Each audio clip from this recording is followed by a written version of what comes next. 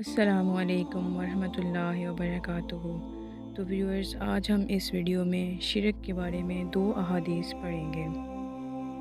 حدیث نمبر 1، نبی کریم صلی اللہ علیہ وسلم نے فرمایا کہ جو شخص اس حالت میں مرے کہ کسی کو اللہ کا شریک ٹھہراتا تھا تو وہ جہنم میں جائے گا، اور میں یہ کہتا ہوں کہ جو اس حال میں مرا کہ اللہ کا کوئی شریک نہ ٹھہراتا ہو وہ جنت میں جائے گا۔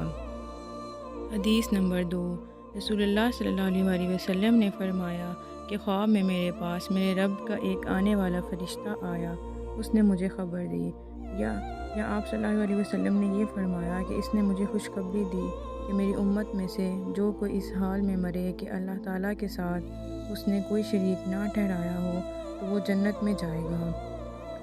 اس پر میں نے پوچھا، اگرچہ اس نے زنا کیا ہو، اگرچہ اس نے چوری کی ہو؟ تو رسول اللہ صلی اللہ علیہ وسلم نے فرمایا کہ ہاں، اگرچہ زنا کیا ہو، اگرچہ چوری کی ہو۔